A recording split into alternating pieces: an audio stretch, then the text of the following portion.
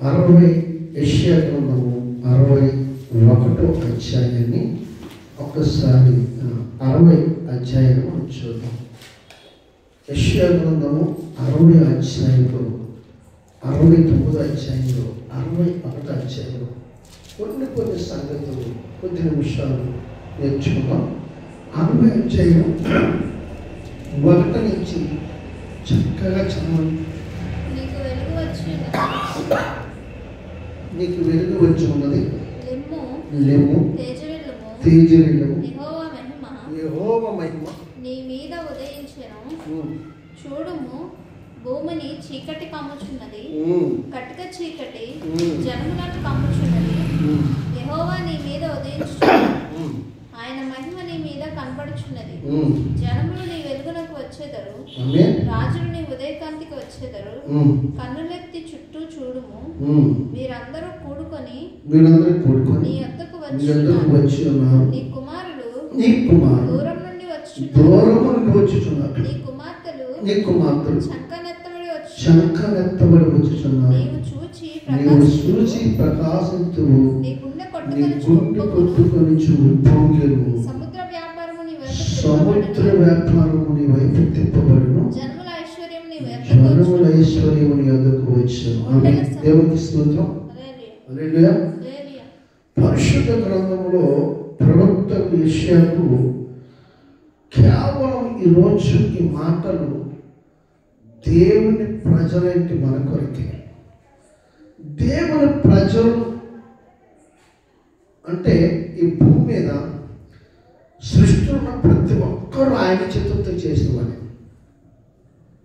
సృష్టిలో ఉన్న ప్రతి వారు కూడా ఆయన సృజించినట్టు వారే. వేరే వాళ్ళు ఎవరూ లేరు. సృష్టికర్త అనే వ్యక్తి ఎవరైనా ఉన్నారంటే అది యేసుక్రీస్తు ప్రభువారు. సృష్టికర్తకు దేవుడు, జీవము కలిగిన దేవుడు, సృష్టికర్తకు దేవుడు యెహోవా మాత్రమే. దేవునికి స్తోత్రం. ఇంకొక జనాంగం అనేది ఏమీ లేదు. అలాగే ఇంకొక భాష లేదు. ఇవన్నిటికీ ఒకటే కర్త, కర్మ, క్రియ ఎవరు అంటే యేసుక్రీస్తు ప్రభువు. దేవునికి స్తోత్రం కలుగుతున్నాం. మరొక ఎవరు కూడా ఏమీ లేదు. మరి ఎలా దేవుని జనాంగం ఎవరు? లోక సంబంధం అగు అపవాది యొక్క జనాంగం ఎవరు అంటే ఇక్కడ మనం చూస్తున్నప్పుడు ఒక మాట మనకు కనబడుతుంటుంది. 2వ వచనం, చూడము, భూమిని చీకటి కమ్ముచున్నది, కటిక చీకటి జనములను కమ్ముచున్నది.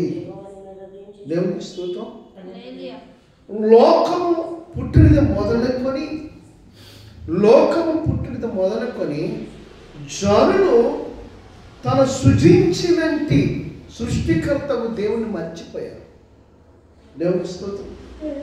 తను సృజించినంటి సృష్టికర్తకు దేవుణ్ణి మర్చిపోయారు. ప్రభు ఒక మాట చెప్తాడు కీర్తన గ్రంథం. ఏం చెప్తాడంటే, నిన్ను కన్నిన నీ తల్లి నిన్ను మర్చిపోయినేమో కానీ నేను నిన్ను మరవను అన్నాడు. హల్లెలూయా. ఇక్కడ గొప్ప విచిత్రం ఏంటంటే, మనల్ని కలుగు చేసిన దేవుడు మనల్ని మర్చిపోలేదు, కానీ మనల్ని కలుగు చేసిన దేవుడు మనం మర్చిపోయాం. ఇది విచిత్రం. నీకు అర్థమవుతుందండి?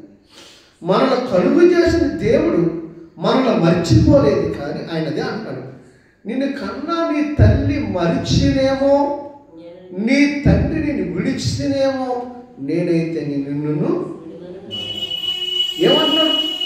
మరవనని చెప్పామన్నాడు. చూడు, నా అరచేతులలో నేను నిన్ను చెక్కుకున్నాను. యెషయాలో చెప్తాడు. హల్లెలూయా. చూడు, నా అరచేతులను నిన్ను అంటే కలుగు చేసిన దేవుడు ఆదాముని తన సుదర్శనాలతో కలుగు చేస్తాడు. ఆదాములో నుంచి వచ్చిన సంతానమే నీవు నేను. కాబట్టి కలుగు చేసిన దేవుడు అంటున్నాడు, నేను నిన్ను కలుగు చేస్తాను. ఆయన జ్ఞాపకం చేసిన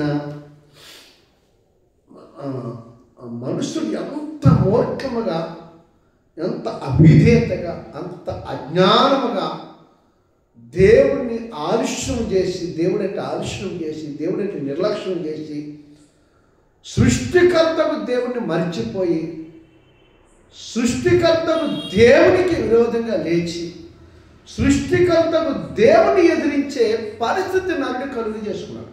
దేవుని స్తోత్రం. అలాగే కటికి చీకటి, భూమి మీద చీకటి కమ్ముచున్నది. అది కటికి చీకటి. అపవాదనే శత్రువు. వాడట గర్జించే సింహం అని తిరుగుతున్నాడు అక్కడ. దేవుని స్తోత్రం. వాడు ఎవరిని మృంగిదినా, ఏ కుటుంబాన్ని విచ్ఛిన్నం చేయదునా, ఎవరి బ్రతుకును పాడు చేయదునా, ఎవరి జీవితాలను నాశనము చేయదునా. అపవాదుకున్నావా ఒక గొప్ప చెడ్డ లక్షణం ఏంటంటే ప్రియులారా, మంచిది అనుకున్నారే ఒక చెడ్డ లక్షణం అది ఏంటంటే, ఒక చక్కగా దైవజనుడు లేదా ఒక విశ్వాసి చక్కగా శుభ్రంగా పరిశుద్ధంగా దేవుని యందు భయభక్తులు కలిగి ఆత్మీయంగా ఆధ్యాత్మంగా పరిశుద్ధ గ్రంథము చేత పట్టుకొని వేరొక ప్రాంతానికి శుభార్తకు కానీ లేదా ఒక సహోదరుడి ఇంటికి వెళ్ళటానికి కానీ లేదా ఎక్కడ వాక్యమును దేవుని గురించి మాట చెప్పడానికి వెళ్ళటానికి కానీ వెళుతున్న ఆ వ్యక్తిని చూసి అది ఓర్చుకోలేడండి. మీకు తెలుసా, అది ఓర్చుకోలేడు. వాడు జీర్ణించుకోలేడు. ఒక మాటలో చెప్పాలంటే వాడు ఏమైపోతాడంటే వాడు సతమతం అయిపోతాడు. ఆ వస్త్రాలు చూసి, ఆ నడవడికి చూసి, ఆ మాట తీరు చూసి, ఆయన చూపులు చూసి, ఆయన చుట్టూ ఉన్న వాతావరణాన్ని, వైఖరిని, తన ప్రవర్తన చూసి ఎట్లా వీడి భక్తిని భంగపరచాలి, ఎట్లాగా వీడిని నేను పాడు చేయాలి, వీడు ఎందుకు ఎలా ఉండాలి, అలా ఉండడం నాకు ఇష్టం లేదన్న దేవుని స్తోత్రం. వారి బుద్ధి ఎంత దౌర్భాగ్యమైన వ్యక్తి అంటే ఆయనను కూడా సంపాదించుకోవడం. అలా ఆ చిత్రుడు ఎలాంటోడంటే మచ్చరం అంటారు. తెలుసా మచ్చరం? 37 కీర్తనలు తెలుసా? మచ్చరం అంటే ఏంటో తెలుసా? సామెతల గ్రంథం 3:5 కూడా చెప్తాడు. మచ్చరం అంటే కుల్లి. ఎక్కడ పడుతుంది కుల్లి ఎక్కడ పడుతుంది తెలుసా? మచ్చరం అంటే కుల్లి ఎక్కడ పడుతుంది తెలుసా? చాలామంది ఏమంటారంటే ఒక గాయం అయిన తర్వాత అది చీపట్టి అది కుళ్ళిపోయింది అంటారు. కానీ అక్కడ దేహం మాంసంలో ఈ కండరాల్లో రాదు కుల్లి, ఎముకల్లో పడుతుందట కుల్లి. ఎక్కడ? ఎముకల్లో పడుతుంది కుల్లి. ఆ కుల్లి ఆ ఎముకలుగా సీమ్ పట్టినప్పుడు అందుకే ఆయన అంటాడు, ఆ ఎముకలకి సీమ్ పట్టకుండా నీ ఎముకలు ఒకటైన విరిగిపోకుండా లేదా ఒకటైన నేల పడకుండా భక్తుడు దానితో చెప్తాడు అన్నమాట. దేవుని స్తుతం. ఎముకలకి కుళ్ళి పట్టడం కూడా టైం. హల్లెలూయా. చాలా చక్కగా చెప్తాడు. 51 కీర్తనలోను 22 కీర్తనలో కూడా మాట చెప్తాడు. నీ ఎముకలకి కుళ్ళి పట్టనవను. హల్లెలూయా. మచ్చరం అంటే కుళ్ళి, అలా కుళ్ళిపోతాడండి వాడు. నీ పరిశుద్ధతలో, నీ దేవునికి నీకున్న సంబంధంలో వాడు ఒక భయంకరమైన చేది వేరుని తీసుకొచ్చి నీ హృదయంలోనూ, నీ దేహంలోనూ, నీ వస్త్రాల్లోనూ, నీ నడవడికలోనూ, నీ ప్రవర్తనలోనూ, నీ ఆలోచనలోనూ, నీ ఉద్దేశాల్లోనూ, నీ చుట్టూ వాతావరణంలో నాటిదామని చూస్తాడు. వాడికి ఏం ఉపయోగం అంటారా? ఉపయోగం ఉందా లేదా? ఇప్పుడు నేను చెప్పిన వాటిలన్నింటిలో ఎక్కడో కానీ నాటితే ఉపయోగం ఉందా లేదా? వాడికి చాలా ఉంటుంది. భక్తి చేస్తారు కానండి, ఎంత మనమో తెలుసా పాస్టర్ గారికి? భక్తి చేస్తాడు కానండి, అతనికి ఎంత గర్వమో తెలుసా? భక్తి చేస్తుంది కానండి ఆవిడ, ఆమె నడకం చూసారా? భక్తి చేస్తుంది కానండి, ఆమె నోరు మీరు ఎప్పుడైనా చూసారా? ఇలాంటి అన్నీ కలిగిస్తాడు. కానీ ఆ పరిశుద్ధ సేవకుడు, ఆ పరిశుద్ధ విశ్వాసి కూడా వారికి అంత మాత్రము బెనకక వాళ్ళ జీవితాలు పరిశుద్ధంగా కొనసాగుటకు దేవునికి వేరే జీవించలేదు. దేవుని స్తోత్రం. వాళ్ళు వేరైపోవాలండి. ఇలాంటి ఆలోచనలన్నీ పలుకుతాడండి. వాడు ఎవడంటే కటికి చీకటి. హల్లెలూయా. చీకట పురుగు. ఒక మాటలో చెప్పాలండి, కంటికి చీకటి అంటే పురుగు. దైవం ఎక్కడ ఉంటుందండి? తెలుసా దైవం ఎక్కడ ఉంటుంది? మీకు ఒక మాట చెప్తానే, అదే తర్వాత చెప్తాను. సూచన ఒక విషయం చెప్తాను. రాత్రి 12 గంటల నుంచి 3 గంటల వరకు ఏం జరుగుతుందో తెలుసా మీకు? ఏం జరుగుతుంది? దెయ్యాలు తిరగటం, దొంగతనాలు తిరగటం, మీకు అర్థమైంది, వ్యభిచారులు తిరగడం, ఇదంతా చీకటి సమయం. చీకట్లో పనులు చేసేవారికి అనుకూలమైన సమయం అంతే. రెండో సమయం 6 గంటల నుంచి 9 గంటల వరకు ఏం జరుగుతుంది తెలుసా? పాకే పురుగులు, పాములు, జంతువులు వేటాడి వాటి ఆహారం సంపాదించుకుంటాయి. 9 నుంచి 12 వరకు వ్యభిచారం, దొంగతనాలు ఇవన్నీ జరుగుతుంటాయి. 12 గంటల నుంచి 3 గంటల వరకు చేతబడులు, చెల్లింగులు, దెయ్యాలు తిరిగే సమయం. ఈ 2 సమయాలను గమనించారా? 9 నుంచి 12 గంటల వరకు చీకటి కావాలి దొంగవాడికి, వ్యభిచారి. 12 గంటల నుంచి 3 గంటల వరకు మంత్రాలు, తంత్రాలు, చేతబడులు, చెల్లింపులు చేసే ప్రతి దురాత్మనికి ఆ సమయం కావాలి. ఎంత భయంకరమైన పరిస్థితి అంటే ఈ 2 చావుల్లో శత్రువు బలం పొందుకునే సమయం, అపవాదికి బలం పొందుకునే సమయం. ఆ సమయంలో ఎవడో ఏ దిగదూతుడు వేసినాడు, ఏ దరిద్రుడో, మనం ఎప్పుడు లేని సందర్భం బయటకు వెళ్తాం, ఏదో హఠాత్తుగా సందర్భం వచ్చినాం, వాడు ఎదురుపడినప్పుడు వాళ్ళకి వచ్చేస్తుంది. వాడు బలహీనుడిగా ఉంటే ఖచ్చితంగా వాళ్ళకి వచ్చేస్తుంది. ఒకవేళ నీకు ఎదురుపడినా వాడికి మంట కాలిపోతాయి. కారణం ఏంటో తెలుసు? నీలో వాక్యమైన దేవుడు ఉన్నాడు. ఆమె నీలో పరిశుద్ధుడు ఉన్నాడు, నీలో జీవము కలిగిన దేవుడు ఉన్నాడు. మండుతూ ప్రకాశింపజేసే ఆ ప్రకాశం అనేది గొప్ప వెలుగు నీలో ఉంది. ఆమె లేవా, వెలుగు నీ మీదకి వచ్చింది. ఆమె నువ్వు వెలుగులో ఉన్నావు, వాడి చీకట్లో ఉన్నాడు. వెలుగు చూస్తే చీకటి ఏమవుతుంది? వెలుగు చూస్తే చీకటి ఏమవుతుంది? నువ్వు ఎదురుపడ్డావు, ఒక శాతపడి చేసినాడు, కానీ ఏమైపోతాడు తెలుసండి? వీళ్ళ వీళ్ళ వీళ్ళ వీళ్ళ కొట్లాడేసుకుంటాడు. వాడు భయపడిపోయి వాడి పని ఎక్కడ భంగం అవుతుందని నలిగిపోతూ ఉంటాడు. కారణం ఏంటో తెలుసా? నీలో ఉన్న శక్తి. భక్తుడు దావీదు అంటాడు, నా చుట్టూ ఒక ప్రచండమైన మంట పుట్టించున్నది. ఆమె నీ చుట్టూ ఒక మంట, ఒక ప్రవాహము. యేసు ప్రభువు వారు వెళుతుంటే ఆయన చుట్టూ ఒక ప్రవాహం ఉంది. ఆ ప్రవాహంకి అనేక మంది జనులు ఆయన తాకాలని ప్రయత్నం చేస్తున్నారు. చివరికి రక్తస్రావం స్త్రీ కూడా తాకాలని తపన పడి ఉంది. కేవలం తన వస్త్రం మాత్రమే ముట్టుకోగలదు. దేవుడి స్తోత్రం. దేవుడు అంటే దేవుళ్ళో ఉన్న ప్రవాహం, దేవుళ్ళో ఉన్నటువంటి శక్తి, దేవుళ్ళో ఉన్నటువంటి ఆ బలమైనటువంటి మహిమ, ఆ ప్రత్యక్షత ప్రతి విశ్వాసులో ఉంటుంది, ప్రతి సేవకుడిలో ఉంటుంది. మనకు తెలియదు ఆ విషయం.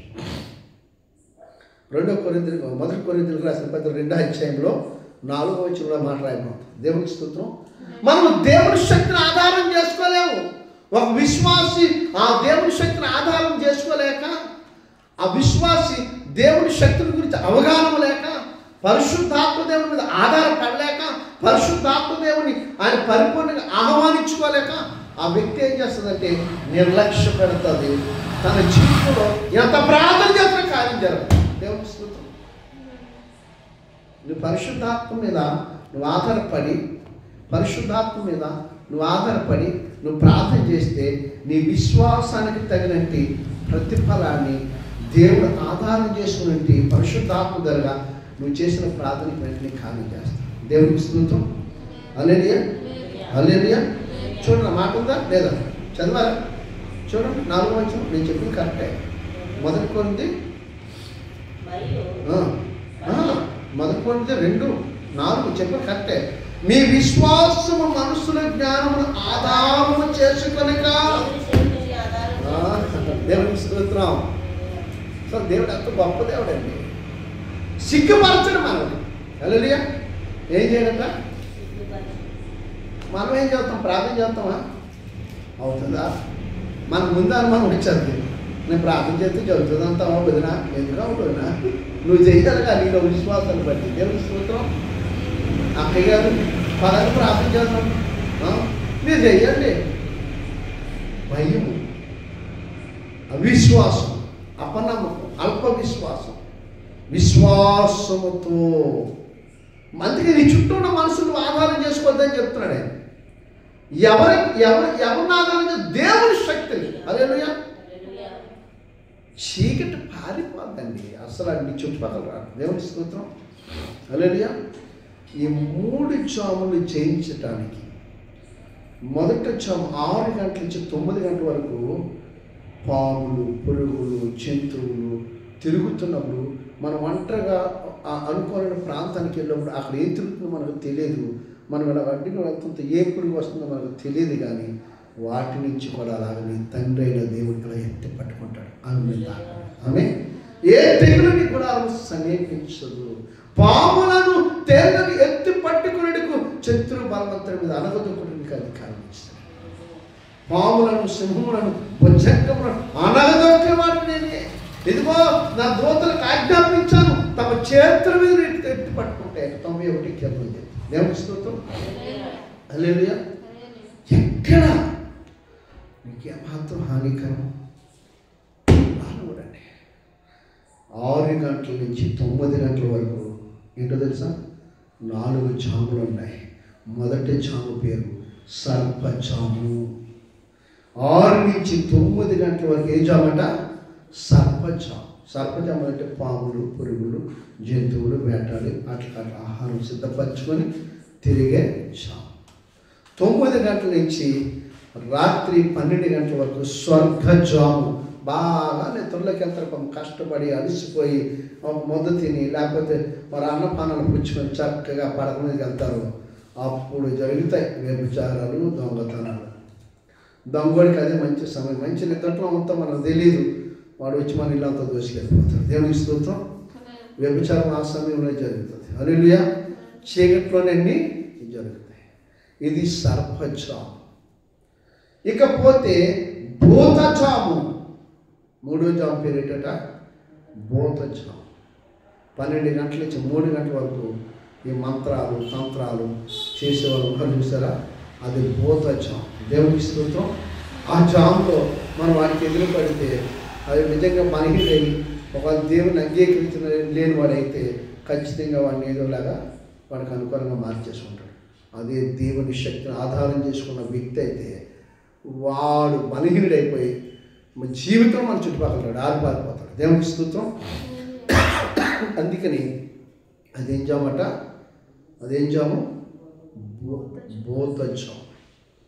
3 గంటల నుంచి 6 గంటల వరకు దూతజాము.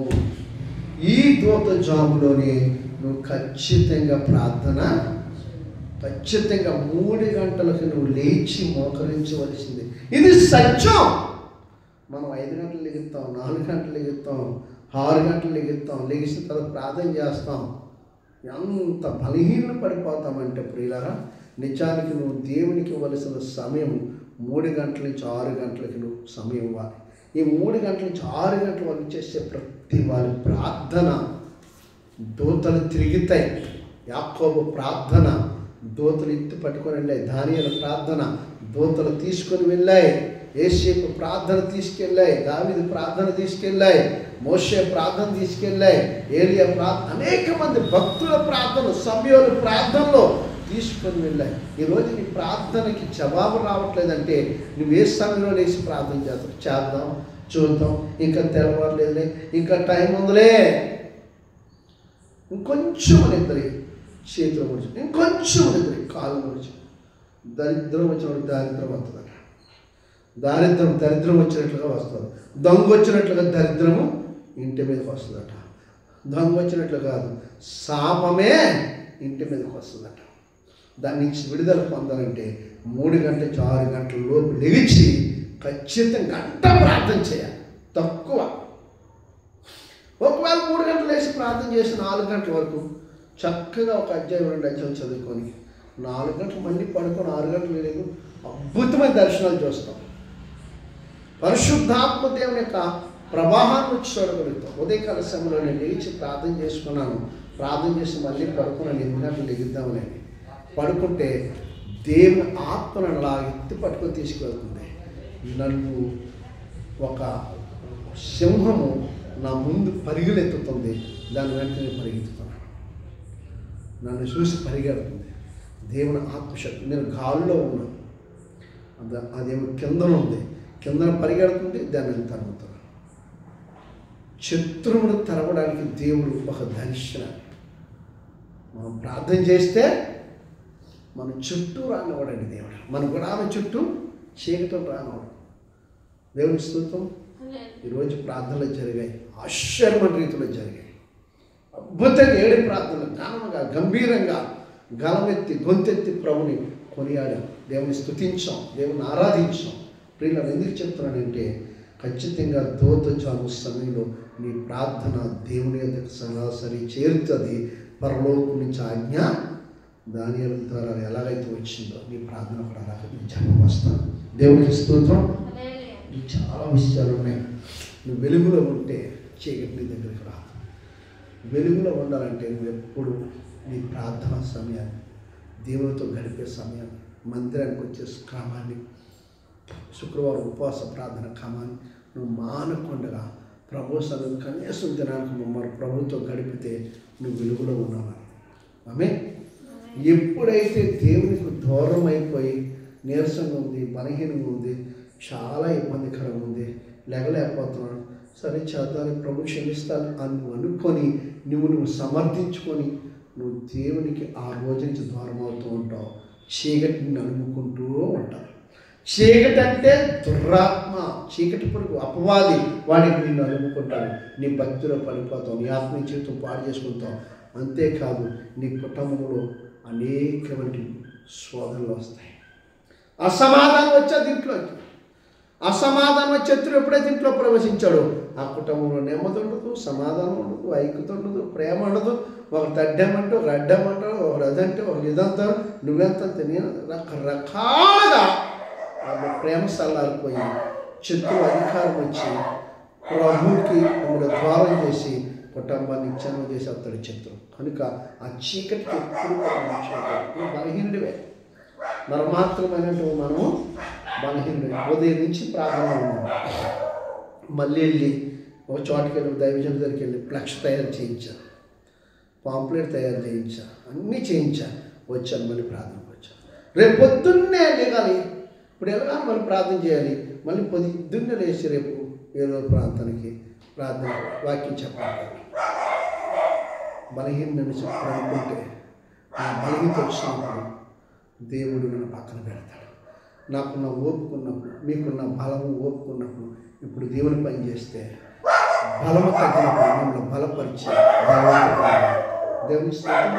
అందుకనే మనం వెలుగు సంబంధం కనుక వెలుగులో ఉన్నాము కనుక చీకటికి ఎక్కడా చోటు ఇవ్వకూడదు, చీకటికి ఎక్కడా త్రోవ ఇవ్వకుండా సృష్టికర్త దేవుడే మనకు ఆధారమైన కనుక ఆ సృష్టికర్త దేవుని నిరంతరం మనం కొనియాడి ఆయన మహిమలో ఆయన వెలుగులో నిక్షము వర్ధిల్లుదుముగాక. ఆమేన్. God bless you all.